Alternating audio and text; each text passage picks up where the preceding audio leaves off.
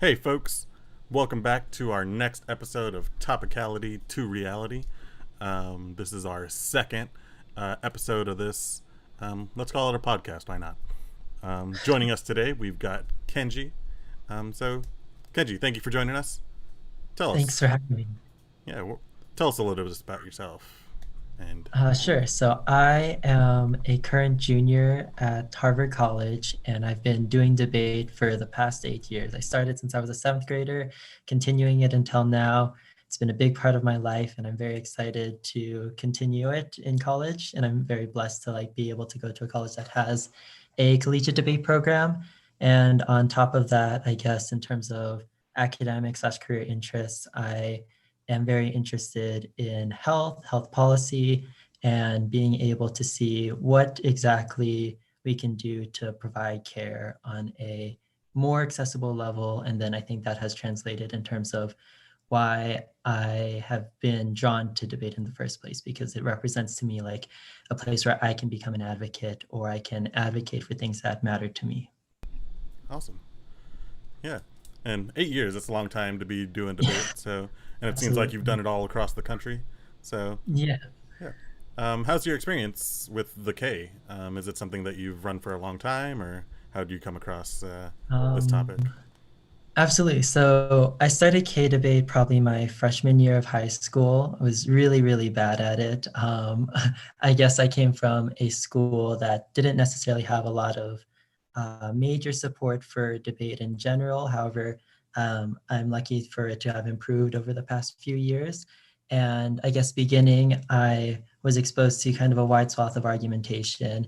But over once I kind of ended my high school career, I was certainly a lot more critical. And then in college, I've also kind of had more critical leanings, but I've tried to see if I can be as flexible as possible. And I've seen that by being flexible, certainly helped improve, I guess, niches to K debate that I guess I wouldn't have expected unless I would have done other alternative forms of debate. Awesome. So thanks for sharing that, because I'm sure a lot of our students are going to relate to that, where especially now with distance learning and being at home, that hopefully these kinds of online resources are going to be helpful and supportive for the smaller schools in our league and across the urban debate network that will be tuning in and watching this. Yeah, So I with hope that, so. um, yeah, let's jump right into it. The floor is yours. Excellent. So I'm here today to help talk to you all about abolition, and not only as a critique, but also its relevance specifically to the status quo, given a lot of the important changes that we've been seeing in terms of the protests for Black liberation, alongside greater questioning and criticisms of the police force. And so I think in relation to both the high school topic and the status quo, the idea and the literature behind abolition becomes increasingly more relevant. And so I'm very happy to be able to talk to you all about this. As kind of a brief roadmap for this lecture, I wanted to point first of all on the initial kind of preliminary thoughts I have on abolition, and use that as a kind of frame for how you recognize or understand the rest of the lecture. The second part will deal with how did we get to where we are now? So a brief history of how policing has kind of manifested in America. And then thirdly, we'll kind of go into the current state of affairs. So in what ways has policing manifested in things such as the criminal justice system, mass incarceration, and overall culture of policing, and what that entails for us and the project of abolition. And then lastly, I'll talk about specifically the abolition K and its relevance to debate. So your basic link, impact, alternative stuff, and then some strengths to why I believe reading the abolition K specifically for this topic is going to be important. So based off of my initial thoughts, I've got kind of three tenets to what I believe is important to recognizing the project of abolition. And the first one is abolition is a project kind of and not a policy. And so similar to any critique that many of you all have probably read or are intending on reading, the abolition K manifests from an understanding that a single reform or policy is insufficient to kind of grapple with the centuries of disenfranchisement of those subjected to systems of detention and control. So when we think about abolition, it's important to not think of alternative solvency as a one and done strategy, but rather in what ways do we need to fundamentally change our perceptions of how society should operate, and resultantly what actions we should take in order to reflect the goals of abolition? So instead of thinking of it as like a single policy that we can do to kind of redress all the harms of the criminal justice system, we can think of it as a conglomeration of tactics or strategies that people can take, and this can be parsed out however you want in debate. This could be maybe legal changes, it could be extra legal changes, so like grassroots micro-political movements, it can be a wide swath of things. And I think that's one thing that is very important to understanding how abolition operates. Secondly, I think the second important part is abolition should not be limited to prisons, the police, sentencing, etc. And instead of thinking of prisons, the police, and sentencing as kind of separate topic areas or sections of the criminal justice system, it's important to recognize how they all operate as symptoms of a larger problem regarding how we address societal problems. So thinking through abolition acknowledges that we way too often genuinely don't contend with the massive social problems we face today, and instead we defer or assuage our guilt or assuage confronting these problems by kind of hiding them from sight. So Angela Davis has this excellent quote that says, "Prisons do not disappear social problems, they disappear human beings. Homelessness, unemployment, drug addiction, mental illness, and illiteracy are only a few of the problems that disappear from public view when the human beings contending with them are relegated to cages." So it's a question of, it's not just a question of kind of in what ways does the criminal justice system exacerbate those problems, but in what ways does other aspects of society, other parts of our culture reify kind of neglecting or putting off the type of care we should provide to these populations, and what should be done in response. And so Angela Davis, in another book she wrote / had an interview with called Abolition Democracy, she states that the abolition of institutions that advance the dominance of any group over, the abolition of institutions that advance the dominance of any one group over any other. So the argument is about abolition is not just about the criminal justice system, similarly to how recently we don't understand abolition as just like the abolition of slavery as what we would imagine like was the kind of rallying point 2 centuries ago. Rather, we should broaden kind of abolition to understand that it is the advancement of attempting to alleviate social problems on an institutional level that allows for certain demographics, people, etc., to have some sort of structural dominance over another group. And as whether it be on the basis of like race, class, gender, sexuality, ability, and what we can do to eliminate those systems, which kind of dovetails into the third tenet that I wanted to talk about, that the project of abolition is fundamentally a project in care and caregiving. So one thing that I think is highlighted a lot in abolition literature that unfortunately isn't as highlighted in mainstream portrayals of abolition is that abolition is not just about kind of like the destruction or eradication of problematic or oppressive institutions, but rather it's simultaneously a project that attempts to find solutions to those problems. So given this premise, one of the big pushes I want to make throughout this lecture is that we live in and have been naturalized in a society that is based upon discipline and kind of punishment.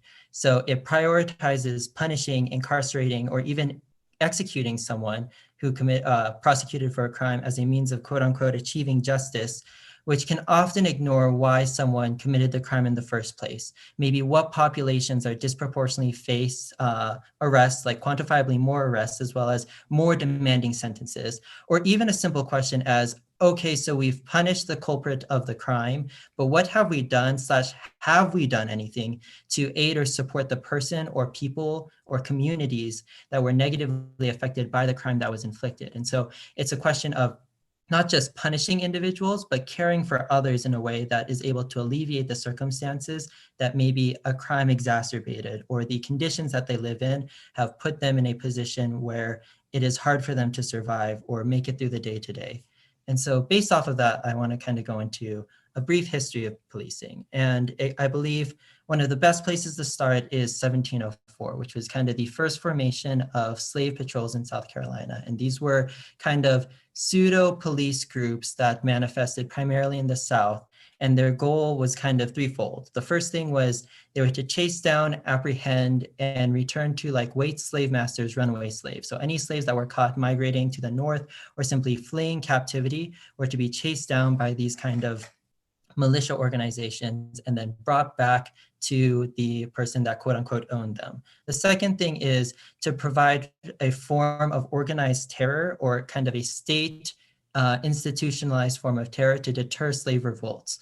So in the instance where slaves would collect with one another and try to find ways to usurp the plantation, simply escape, etc., slave patrols were not were utilized to kind of punish, harm, assault slaves that were considered unruly or not following instructions. And that would act as a deterrent mechanism for them to kind of quote unquote stay in their place and act as people who would help white slave masters. And the third role that they had was to maintain a form of discipline for slave workers who were subject to justice outside of the law. So we see a lot of also individuals taking it upon themselves, even if they weren't technically a part of maybe a legal organization, and then saying, it is my kind of individual duty to call out slaves who I see are escaping and then put them in their place, which is like the really problematic behaviors we see. So we see that at the beginning, the genesis of policing in America, or one of the very important parts that when that policing became a more organized form of enforcement, or it became institutionalized, was based upon kind of securing a hierarchy between white individuals and Black individuals as a means of ensuring that Black people were there to kind of continue plantation society and ensure that kind of settlers, white plantation masters felt comfortable and were able to gain economic profit based off of that. The kind of second important thing I would think we should talk about is in 1838, which was the development of the first municipal police department established in Boston, Massachusetts. And this kind of mirrored, I guess, modern day police organizations because they were publicly supported by the government. They acted as full-time employees. They had specific rules and procedures for kind of addressing crime. And the last thing is they were accountable to a central government authority. And in a similar way to slave patrols, these type of proto-municipal police departments were used as a way to maintain a kind of a distinct hierarchy, but still an important one, which was as kind of the production, as we became more industrial, or we had a larger kind of a larger economic system than we had before, we were seeing the development of like the beginnings of things such as factory production, an organized system of hiring employees. And with that came things such as the exploitation of workers through long hours, often dangerous working conditions because there weren't any regulations in place, a lot of low pay, which resulted in greater exploitation. And because of that, a lot of these workers would result to what we understand as striking, what was a term then used as rioting. And the police for these municipal police departments were in charge of essentially breaking down these strikes, breaking down these unions, and finding a way to kind of legally authorize maintaining order and keeping workers from being able to assert control for themselves in order to ensure the kind of economic tranquility or the economic function of the society. And so in this case, we see a distinction between those of a higher economic status and a lower economic status, and that hierarchy being kind of solidified via the establishment of the police.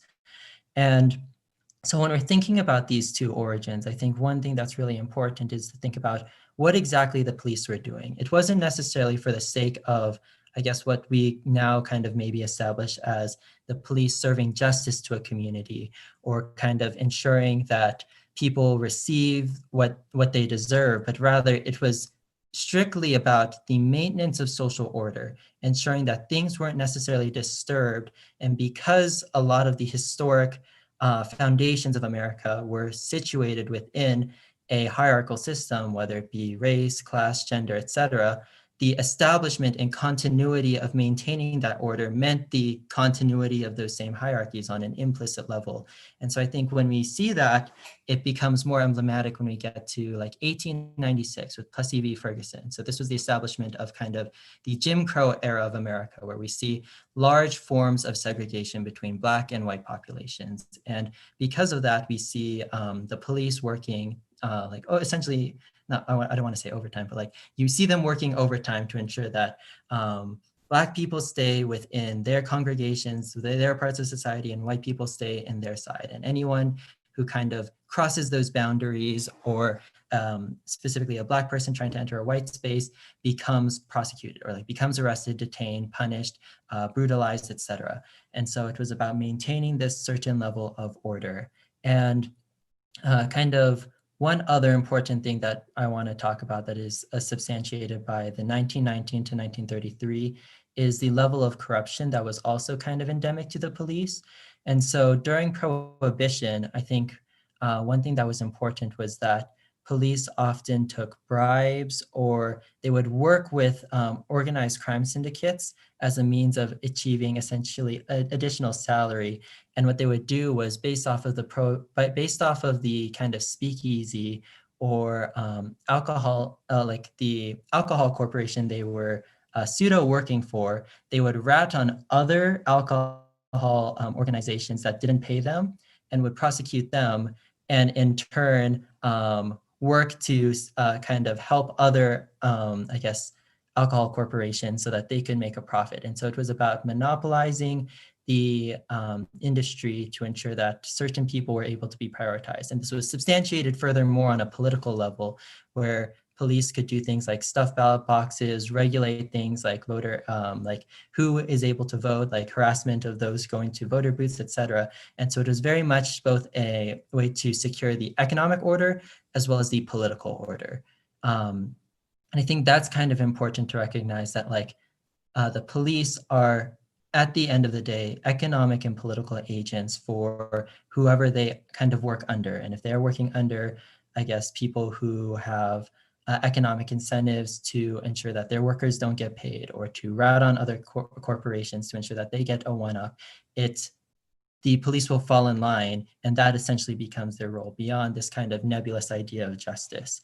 And the last kind of important part I want to talk about in terms of the history of policing is in the 1960s and 1970s, where we see a large accumulation of people going and rioting, whether it be for civil rights movements, the like Vietnam anti-war protesters, and etc. And the police were in charge of essentially, and that essentially becomes they were able to break up those riots. So there was a lot of student activism on universities, and the police were in charge of kind of breaking that down. We see the establishment of various organizations such as the Black Panther Party, and so we see federal organizations such as COINTELPRO, which are essentially policing organizations meant to break up those communities and organizations from being able to establish themselves as a large demographic to contest kind of forms of structural oppression and disenfranchisement.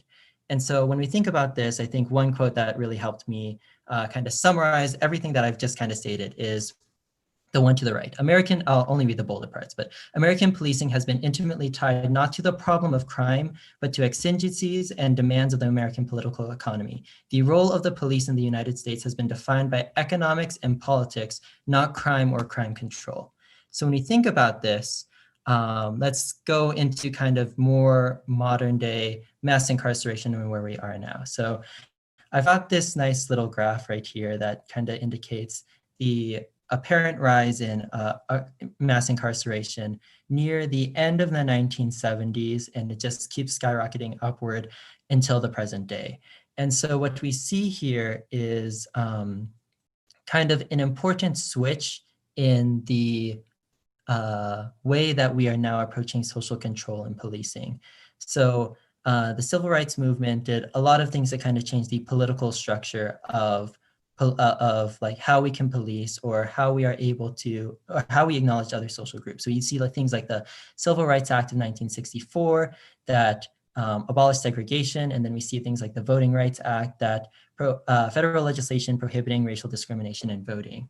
And so if we kind of understand the historic context where policing was based off of the control of populations, being able to ensure that certain populations go to the right spot, quote unquote, i.e. these slave patrols bringing a slave back to the plantation, ensuring that people in Black people in Jim Crow stay in their right geographic space. If they are no longer able to keep Black people as slaves, if they're no longer able to segregate Black people into their own kind of depreciating space in America, what is next in terms of policing. And I guess a lot of scholars and authors that do deal with carceral studies indicate that it switches to mass incarceration. So right after the civil rights movement, right after all these anti-war protests and these changes, we see that now instead of segregation based off of like literally kind of saying this is a black space, or they would say like a colored only space and then a white space, we now see people saying like black people have like a culture that makes them more criminal, and it's important that we need to shut that down. So we see things like Nixon's War on Drug Policy campaign. We see things like the Sentencing Reform Act, which established things such as, I believe, mandatory, so things like mandatory minimums and being able to ensure longer sentences overall. And in doing so, we see a skyrocketing of people who end up incarcerated in a prison or a jail, and them disproportionately being like Black and brown people. And as a result, when we understand policing, I think it's important to recognize its role in primarily controlling populations. And so it still exists to this day. And I would argue, along with many others, that it maintains this same purpose. And so when we're kind of thinking about the status quo, the relevance that abolition, policing, et cetera, have in defining not only the criminal justice system, but also our overall culture, I was on Twitter and I saw this tweet by Elaine, and they said like reading a city budget will radicalize you. And I thought that was really interesting. So I kind of did some more in-depth research on that. And I personally, since I'm from Salt Lake City, Utah, I looked at Salt Lake City's budget and what they did and how they planned on going, how much of that budget was going to be attributed to the 2021 police department. So for those of you who are watching kind of live stream, I want to hear like a percentage guess of how much you think the police budget is based off of the total budget of Salt Lake City. Oops, so sorry, that might have spoiled it. But 29 total items we see here. We've got things like budgeting, recording, central purchasing. We've got a golf fund. How much do you think is based off of, how much of the budget do you think is given to the police? And I'll have like Joseph tell me some of the answers that are coming through on the feed. Yep. Let's give folks a second. For sure.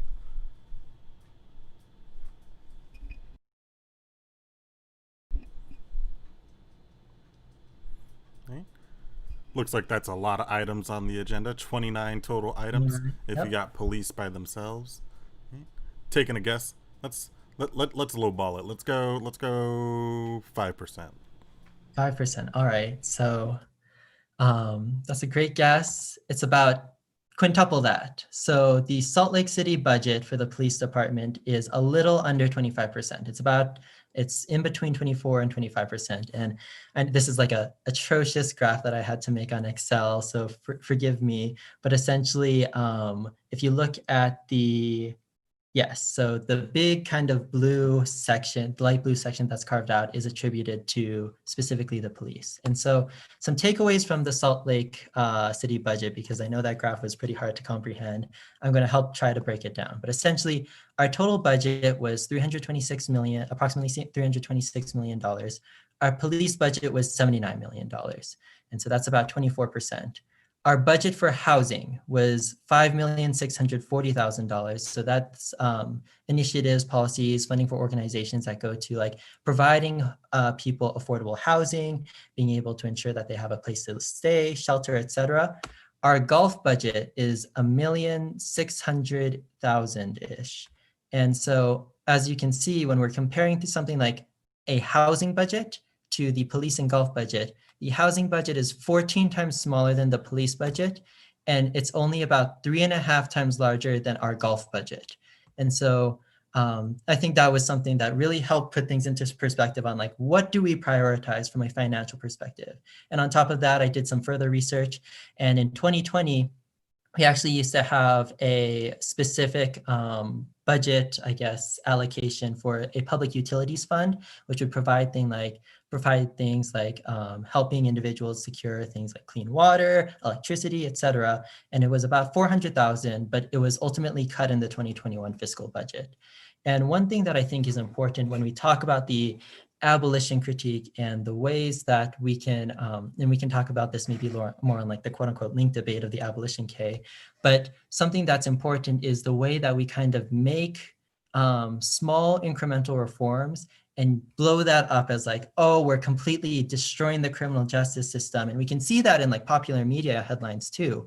So there was this recent report by, I think it was like KSL News, so like a popular news organization in Utah, and they say Salt Lake City Council withholds $5 million from the police budget. So it sounds like this major change given like the massive amount of protests that have been going on. We're being responsive, but ultimately their initial budget was 84 million, and a $5 million cut still put them just barely below $80 million. Whereas if we made that same type of cut to the housing budget, we would have less than, or approximately 7% of the original budget in comparison to the police. So these types of incremental reforms often act as a kind of smokescreen to obscure how much we kind of exist in, I guess, like, I know people like take this as hyperbolic, as like a police state, but when we look at something like our initial budget, it makes sense to almost call it a police state, given that the majority of our funds go toward policing and the police department. And so just very briefly, I also wanted to take a look at Los Angeles, because I know maybe even if Salt Lake City is somewhat more liberal, it's not necessarily Los Angeles, right? And so I did just a very, very brief search. I didn't make a big graph or anything, but here's something from 2019 to 2020, which was the budget dollar. And we see that 40.6 cents goes to community safety. So it includes the police department, but also includes fire control, public assistance, and other things. And a very quick analysis of the 2021 proposed budget. You all have a lot more money than Salt Lake City. You have like $10 billion, but the LA police also substantially got a larger increase in their budget of $1,857 million approximately. And so that is about 17.64% of your total budget. And similarly, we see articles popping up where it's like city council votes to slash LAPD budget by $150 million. And so it's like, wow, this sounds like such a massive thing. But when the police budget is initially in the billions, how much really is 150 million in comparison to everything else? And in what ways can we kind of reallocate that money? And so the reason I'm telling you all about these city budgets isn't because I think it's necessarily a core controversy or point of contention for abolitionists, but rather it's like a pretty straightforward demonstration of what our society prioritizes. And it also highlights something important about how our society creates conditions that exacerbates the likelihood of crime.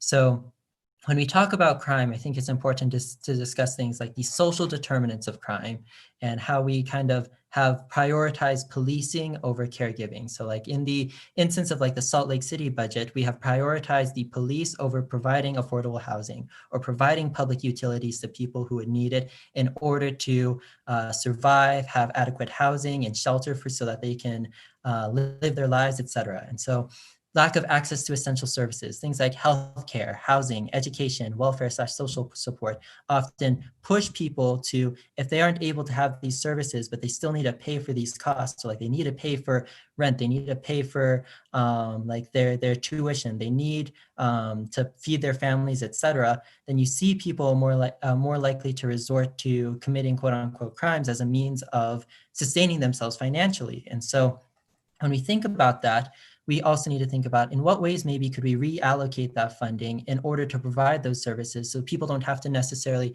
work as hard to achieve those services, and they kind of are accepted as a right or something that is fundamental to them being a part of this society. The second thing that I think we should think about in terms of social determinants of crime is like implicit biases. So what is the figure of a criminal that police should be quote unquote looking for? And in what ways does that kind of determine who we consider a criminal and what do we consider crime? So there's this idiom that I like to think about where it's like, if you have a nail or if you have a hammer, everything appears as a nail, something that you can hammer in and then utilize as a tool. The fact that we put in and invest in so much money, both on like a financial level, but also a political level into supporting our police, saying we need to be hard on crime, etc., it makes it so that the police are now kind of searching for crime. They're looking for ways to fill prisons, especially given for-profit prisons and the need to put people in jail in order for prisons to make a profit.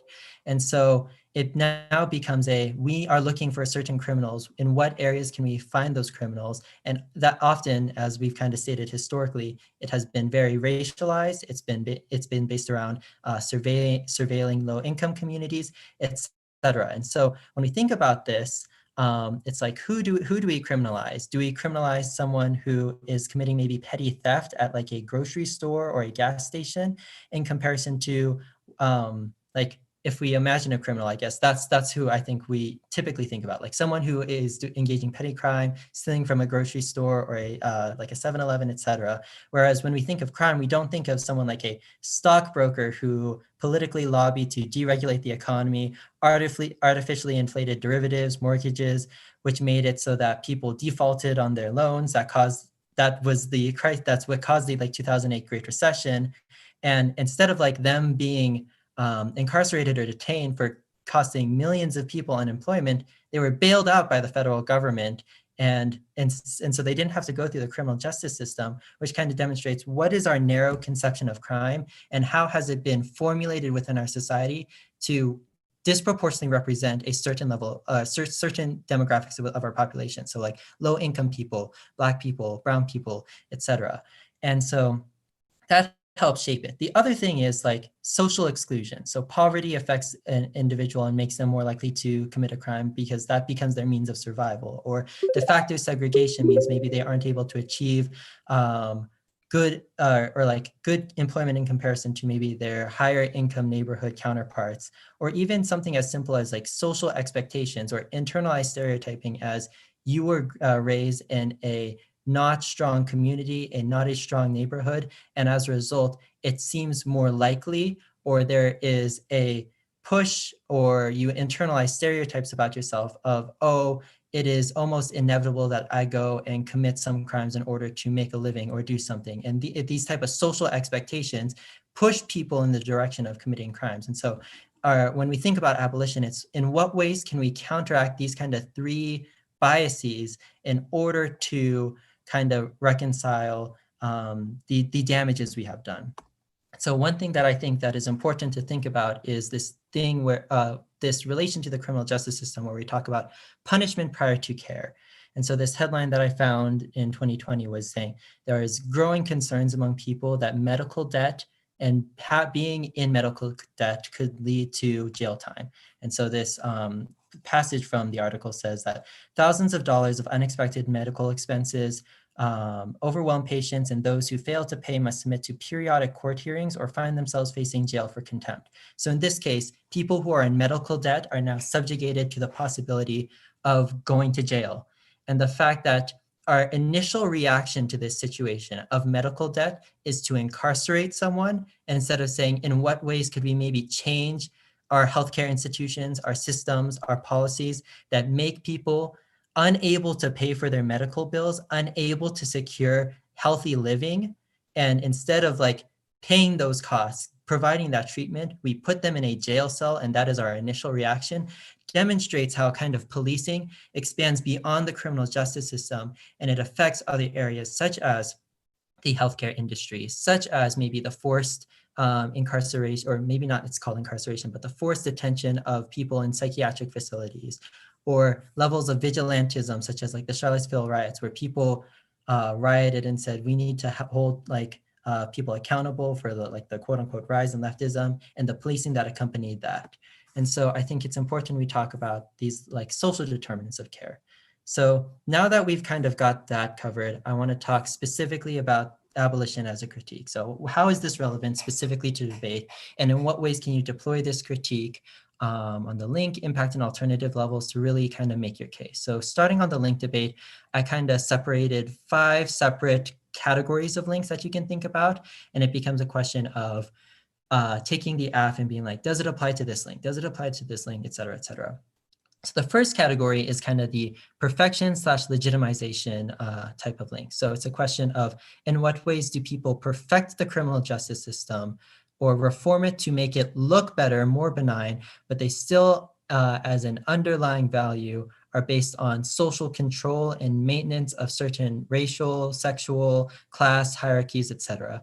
And so a great example of this would maybe be like the large call for people to say things like, oh, we can do communal policing instead of state policing, and that'll still be better because now we are able to have people from their communities police each other, and it's going to be great. But like, if we go along that same line, like political line, you are hiring people to disproportionately surveil the communities that they know that is like quote unquote crime ridden, and you still get the same outcome of people disproportionately from low income Black communities being sent to jails or prisons. And so you, instead of dismantling the system, you perfect it in a way that makes it run even more efficiently or better, or people no longer feel a political will to kind of counter this system because now people are like, oh, it's so much better.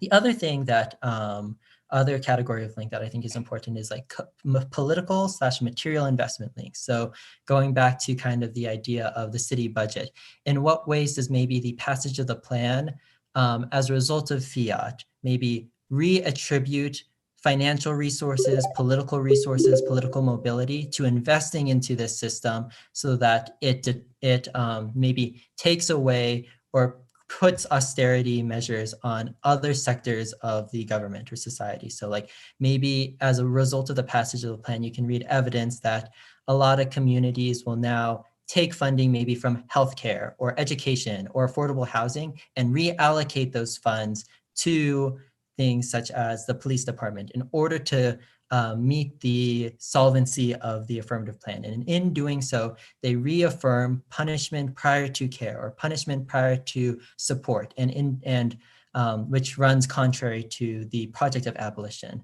The third one is ultranationalism / vigilantism links. And this is less to do with the police themselves, but what kind of, I guess, climates or atmospheres you set in order to enable kind of policing writ large that expand beyond just the literal person who is an employee, who is employed as a police.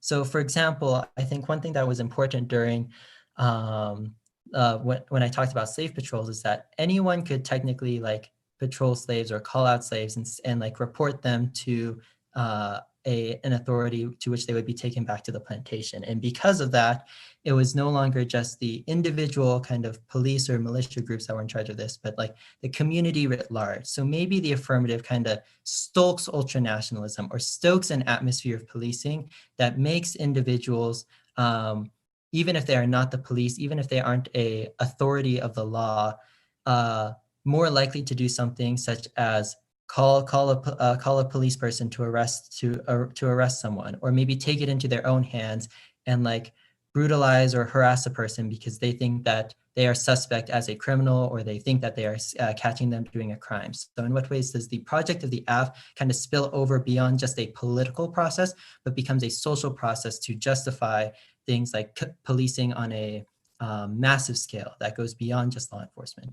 The fourth thing that I think we should think about in terms of links is surveillance / social control. So maybe the establishment of an affirmative plan that is like, we need to ensure that, I don't know, the police are allocated in a, maybe a plan says like, we need to reallocate the police in different areas, different geographic regions, so that we're able to catch crime in a large, in different areas of a society. And maybe we like quote unquote make it more equitable because now everyone's being policed. The argument there is just like, you have given credence for the police to now drastically survey, crack down on whatever they deem as crime, and it becomes more widespread. So in what ways could maybe the project of policing also expand to things such as increasing surveillance on disenfranchised populations, ensuring that they get convicted more, they get sentenced more to certain crimes, etc. The last thing is circumvention links. So there are a lot of like problems with the criminal justice system. And I think one way that helped me kind of create a concrete idea of what the circumvention link would look like is, I know that a lot of debate camps released an app related to abolishing the death penalty. And like, that's a good step towards criminal justice reform. But one big question that a lot of neg teams rose as a result of answering this affirmative was, well, if you get rid of the death penalty, what's in its place? Life without parole. So essentially, instead of someone being executed on the spot for committing X crime, they now just have to rot in a jail cell until they die. And so what is truly the distinction between the two? And in what ways has like the signal of abolishing the death penalty only given legitimacy to other policies that continue just as problematic of a just of like a criminal justice institution that circumvents all the problems that we were criticizing in the first place. So in this case, one good thing about the abolition K is that your kind of generic defensive arguments about circumvention, the plan gets circumvented, people won't comply, the sentencing gets shifted to a different sentence. That no longer just becomes a defensive argument, but it becomes an offensive argument that justifies kind of the theory of the critique writ large. And so now you can use that as almost a dissad to the AF instead of just a defensive argument. So it becomes a reason to vote for the critique even more. So based off of those things, I want to move on to kind of like the impact debate. And so the first one that I kind of categorized was prison industrial complex impact. So anything related specifically to the prison industrial complex. So mass incarceration, police brutality, being able to capture control of population, et cetera, within the criminal justice system, maybe increase recidivism. So someone who maybe gets off or fulfills their sentence, gets out, but ends up back into the criminal justice system. That's what recidivism is. All of these are like very concrete, easy to understand impacts that are a result that you can kind of explain as an impact to the abolition K. But beyond that, I think something you can do is expand it. So we talked a lot about punishment / punitive culture. In what ways do we criminalize police populations writ large, and what negative effects does that have? It creates a culture where people compete with one another. It justifies things like race, racial, class hierarchies, etc. And all of those are larger scale structural impacts that you can point toward that help demonstrate a larger kind of problem that maybe you can talk about spills over and implicates a larger discussion on racism, classism, etc. So it's no longer just about the prison, but what it represents. What culture do we kind of fester as a result of that? And so you can talk about the atmospheres at play that can condition us to lead to certain impacts, such as maybe war, economic collapse, etc. So like the great example is criminal justice system legitimates and often creates a positive feedback loop of poverty. Maybe that's like a primary economic factor in determining an economic recession or at least a high levels of employment, which triggers something like an economic collapse. So you can access large scale impacts by, and then doing like essentially turns case analysis on an AF that maybe goes for an economic collapse impact based off of the hierarchies it solidifies, the type of culture it promotes. And the last thing that I think you can do, and this is more on like the framework debate, but like an ethic impact, you should have an ethical imperative to reject a system that has historically and currently disenfranchised a ton of individuals based off of race, class, etc. And that fundamentally is problematic, and we need to antagonize that first before anything else if we are to be ethical subjects. And so I think that is something that you can also talk about. The last thing I want to talk about in terms of the abolition K as a critique is obviously like the alt debate. And I think that, as I kind of stated at the very beginning, there are a lot of ways that you can go about doing so. So maybe your abolition, and it depends on like what case you hit. So maybe your abolition K, maybe you want to keep it small and you don't want to deal with like a lot of the externalities that come with it as maybe an ethical practice, et cetera. So maybe your alt is as simple as we just need to have movements, whether it be legal, extra legal, et cetera, to abolish the criminal justice system. We need to fundamentally change it. We'll find ways to hold communities accountable, sans policing. We will find ways to change how we understand sentencing, et cetera. But that's all we'll defend. So maybe that's something you want to do. The second one is the more kind of radical demand that probably you are able to garner more impacts off of, but you have to defend more. So it's like abolition as a demand to end all hierarchies. We need to understand kind of what Angela Davis said as abolition requires abolishing institutions that creates a allows a group to be a dominant force over another group. And so our call to abolition expands beyond the criminal justice system. It impacts the culture we promote. It impacts other sectors such as the healthcare sector, the education sector, the housing sector, et cetera. And we demand an abolition to all of that. And in that way, and only then are we able to resolve some of the impacts we talk about, the links we talk about. So that would be good maybe if the AF that is run against you all is a more radical AF. So maybe it's an AF that does a lot more things within the criminal justice system, but now your argument, maybe some of your links are, you have indicated policing as only kind of a problem of the criminal justice system, but not our culture at large, which is only maybe something that the alternative can contend with or kind of discuss. And so it would give you more offense, but you'll have to defend more, which is kind of the other thing.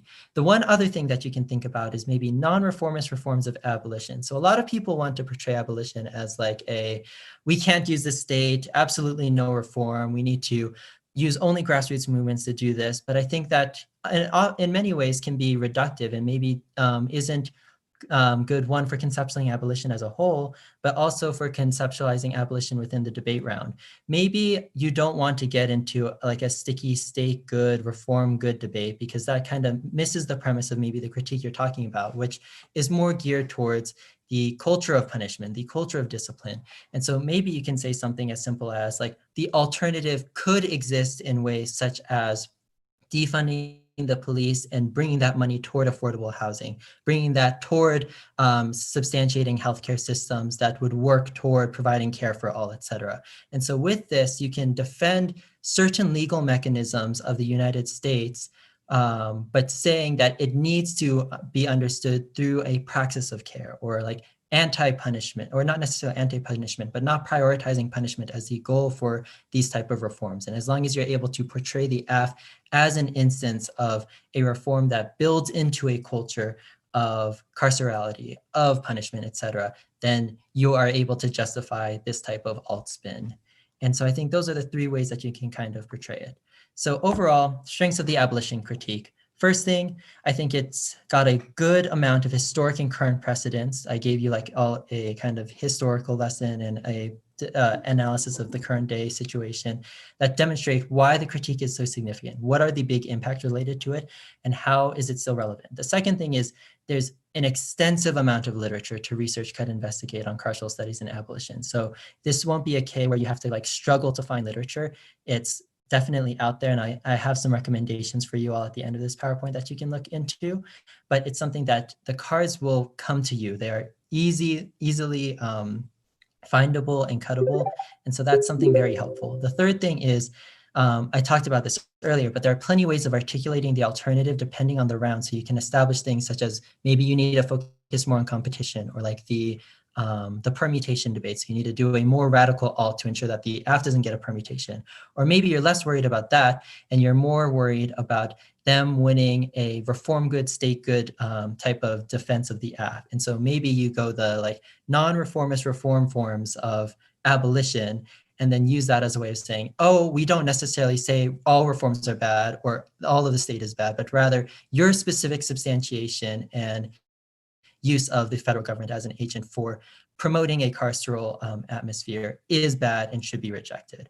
And then the last thing is, this is highly relevant to this year's topic. It's highly relevant now. And so everyone will be thinking about it.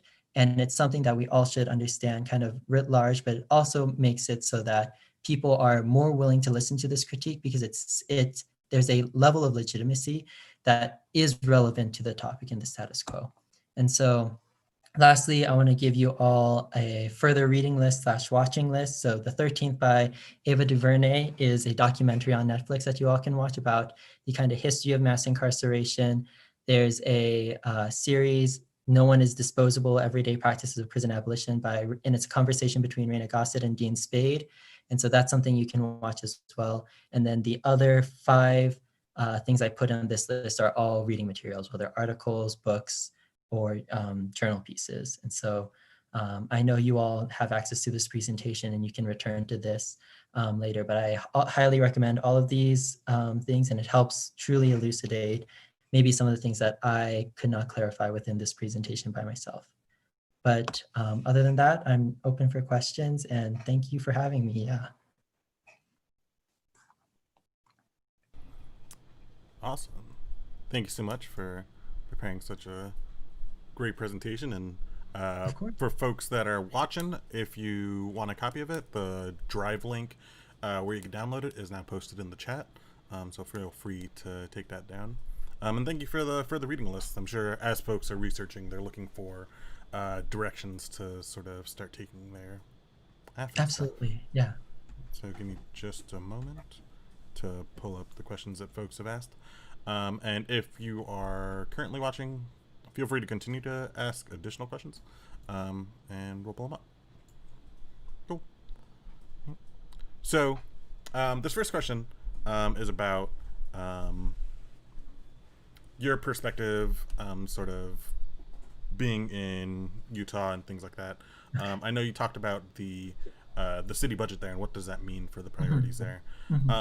Do you feel that like police presence is something noticeable in Salt Lake, or what is that like there? I think it certainly depends on the region that you live in, right? So Salt Lake City, it's a it's a moderately large city, and because of that, there are, I guess, different areas. And so it's, if you look at like a map of the racial demographic of Salt Lake City, and I forgot what website you can go to, but I'll have to think about that. But you'll notice that there are clusters of, one thing that I thought was very telling was like, Asian Americans are disproportionately grouped in the university area because the University of Utah kind of accepts a lot of immigrants to live by the university to pursue a post-secondary education. And then you've got a lot of white people in the more affluent areas of Salt Lake City. And then as you go more toward the west side of Salt Lake City, you see a lot of more Latinx and Black individuals. And so it is a pretty segregated city. And because of that, policing is disproportionately attributed to like the lower income as well as the Black and Latinx areas. And so like, is policing present in Salt Lake City? Yes, but it's certainly not applied in a balanced manner. And it certainly is just a reflection of like the national contention around policing, surveillance, etc. Awesome. Let me see. So a lot of your presentation came back to this idea of punishment over care. And I was curious about, has this impacted, because I know earlier you said that you want to go into sort of like healthcare work and that kind of stuff. Has this kind of like seeing the sort of social priorities impacted how you perceive that field? Yeah, absolutely. I think it's made me a lot more attuned to wanting to think about specifically healthcare policy and not just the provision of healthcare, because the policy sets kind of the framework for how people navigate the healthcare system, what rules, policies, et cetera, are allowed. And I think being a part of debate has made me more motivated to understand the kind of political implications and social implications of what determines accessibility to health, what determines who is able to seek care, what are the fundamental problems or obstacles to things like universal care, et cetera. And I think that learning about abolition has helped me understand that from a carceral studies perspective, which has been super interesting, but I think it heavily carries over to areas such as healthcare. And I think that the example of like medical debt and people being having the possibility of being jailed for medical debt prior to actually like finding ways to alleviate that debt, or being able to pay, like find ways to give that treatment sans that debt, is something that are discussions that we should open up and think about.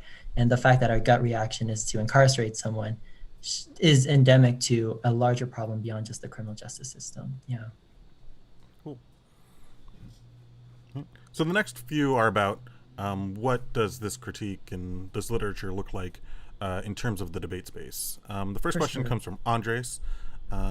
He asks, in a world where the alternative defends a version that's a non-reformist reform, how can the neg garner offense against the perm? Sure. So I think a lot of it hinges upon being able to portray the affirmative as a step towards, like, I guess the counter to a non-reformist reform would be a reformist reform, but just something where it's like, you seek to legitimate the system. You seek to perfect the system of punishment, of discipline, of control.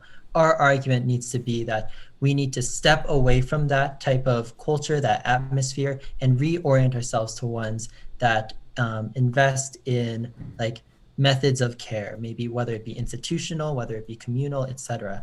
And so I think as long as you're able to establish something as simple as like, if the plan would require maybe budget allocations, whether it is increased amount of funding for something, maybe as something such as like de-escalation training, body cams.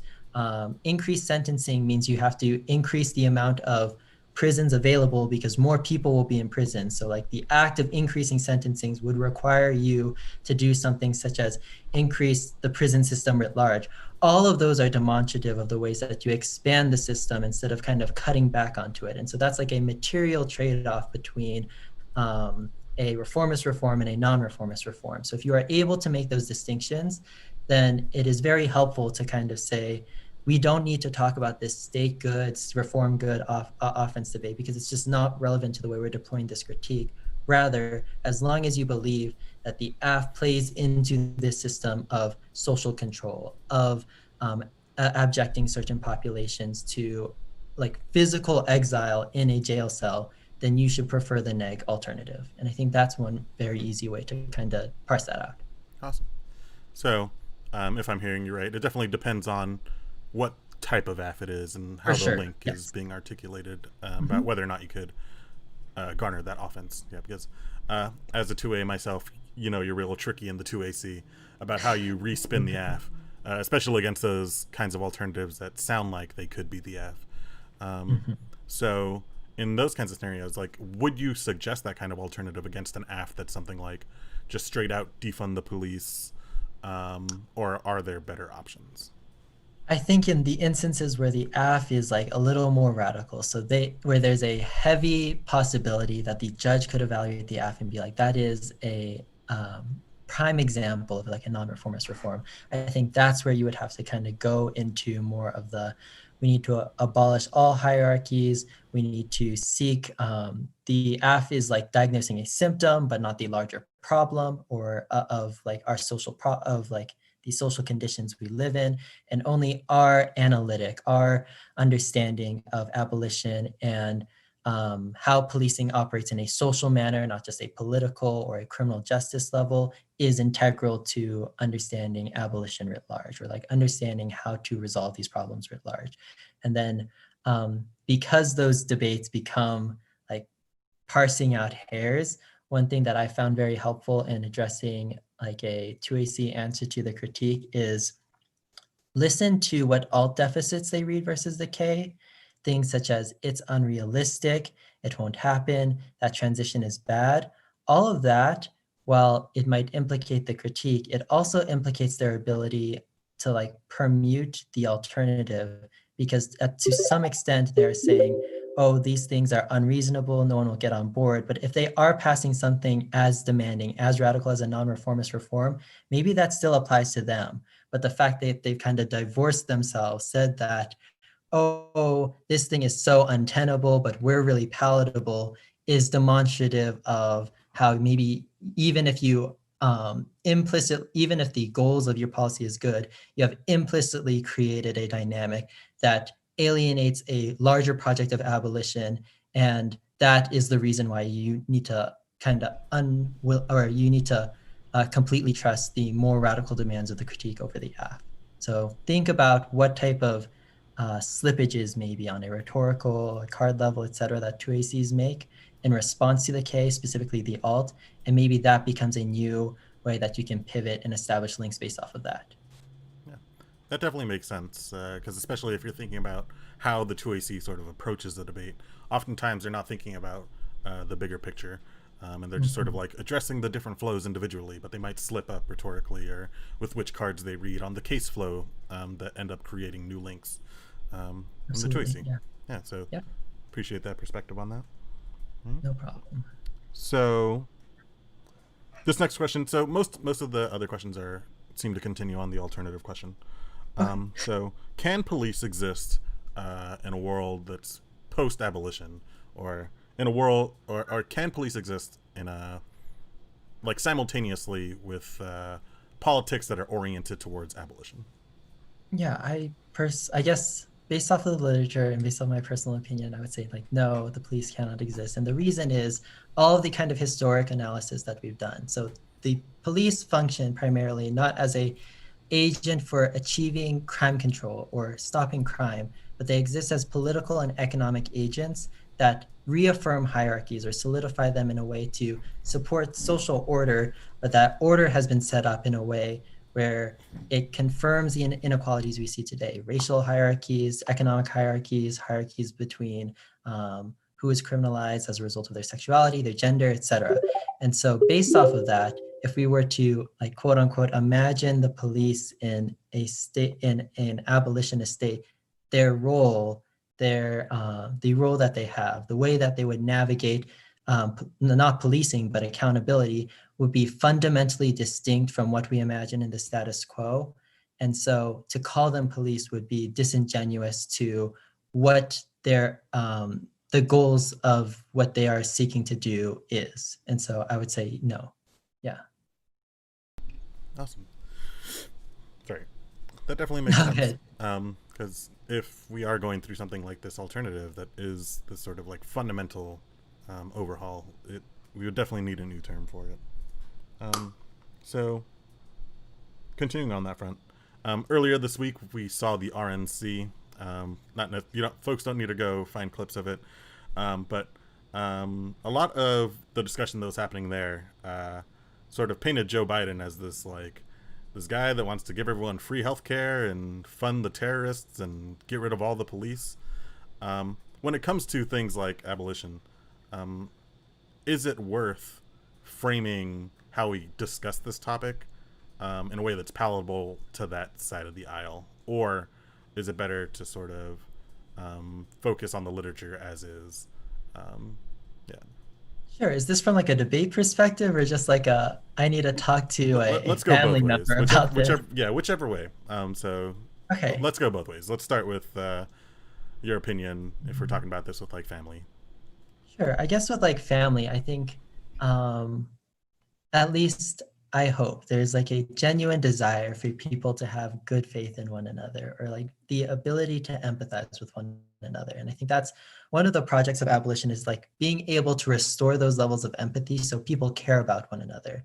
And I think that when you tell people about these injustices, when you tell them about like how we prioritize incarcerating someone because they can't pay their bills prior to providing them a care for a health condition they have, or like the blatant brutality that is being done against like Black people as a result of policing, a biased criminal justice system, etc., then if you're able to provide these examples, I think it makes the overall discussion of abolition more, I guess, palatable to, I guess, the people who are more skeptical of this writ large. And I think another thing is just breaking down what does it mean to abolish, because a lot of people are like, you leave nothing in its place, it becomes anarchic. You'll never be able to keep people in control. What's the order? Like people will just be killing each other in the streets. It'll be, what's that movie where they have that day to like just do whatever, commit as many crimes. The Purge. Like it becomes the Purge. And I think kind of what I talked about before, like abolition isn't just about the eradication of oppressive or disenfranchising institutions, but it's about creating institutions, creating organizations, creating communes that are able to affirm life, affirm care. And in doing so, it's not that we don't leave anything in its place, but rather recognizing that these systems are unfit to deal with the social problems we see today and historically, and then beginning from that premise, kind of deconstructing those, and then finding ways to create different things within its place is important. And so establishing abolition as like a two-pronged project often has been helpful for persuading other people.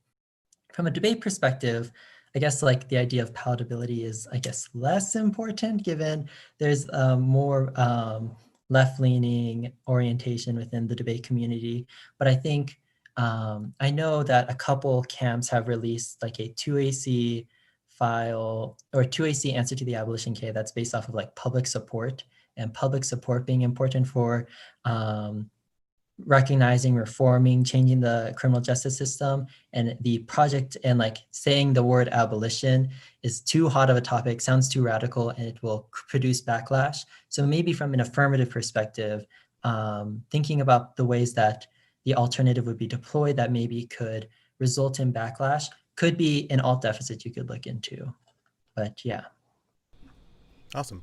I'm sure folks will find that beneficial because I know there are other, not just answers to the K, but arguments that are going to be coming out this year. So, for example, what you were talking about with the vigilantism and backlash sorts of arguments, where they'll have to deal with that sort of claim. So that's good to know. Okay. Looks like just a couple other ones, but one common argument that folks have run into is the sort of like wrong form question. Hey, while we have protests going on in our cities and outside, why is it worth talking about this in debate when we could be in the streets? Right. I think that question really comes down to like a question of mutual exclusivity. So from like my perspective, like perm, why not do both? Like you can be an advocate at a protest and you can be an advocate within debate. And the idea that there's a trade-off between the two is one, probably wrong, but secondly, debate often is understood as like a training ground for advocates, being able to teach people how to talk in a manner that persuades other people to join on to projects. And so in many cases, the argument is like, the argument that I would make is like, no, debate's an excellent place. One, it's a relatively safe community where people are able to kind of speak what they want to speak about. They receive criticism, feedback related to that, then they're able to learn, refine their strategy, and then that and based off of that, they can then export it to their communities in a protest if they are like talking to their family or their school or various organizations that they're a part of. And in doing so, they can become better advocates within the debate space, quote unquote, and then outside the debate space. Like there's no exclusion between the two, and you as a debater existing as a debater, but also as like a student, as a member of your community, is demonstrative of how you have a multiplicity of identities that all kind of overlap with one another, and you're able to use those skills and transport them in various different ways. And so the argument that I would be making to that is there's no trade-off, but also debate is good, defend debate, why do you think it's important, and things like that. But yeah. Awesome. Thank you. And then last question is about this sort of term that we've been seeing a lot more and calls to defund the police. Do you think that's more abolition ground or reform ground, or is it something that's open to interpretation? I think it depends on how the affirmative deploys it. So one thing that I saw in a lot of budget cuts to police departments was that they would frame budget cuts as we are cutting X amount of money to the police department. But if you looked in some of the kind of the subtext or like the asterisk of the article, it was like that money will now go towards de-escalation training, or that money will go towards like providing a communal police network instead of a like state-based police network. So in that sense, like defunding the police didn't get the correct objectives. You are still funding the police, but you're saying it by a different name. So maybe if the affirmative articles are based around that type of rhetoric, then you maybe have more game in terms of that. If it's a lot more radical and it's just like completely defund the police to the point where their budget is zero and then do XYZ with like the budget, maybe one, from a next standpoint, there may be some like topicality concerns related to that affirmative, and maybe you can call them out related to that. But secondly, that I think would be an instance where you would have to do more of the go even more radical for your abolition alt and then explain it as such. Awesome. Well, we're coming over at almost 90 minutes or so, but thank you so much for everything that you put together, especially giving us perspective about how this affects local and historical and nationally.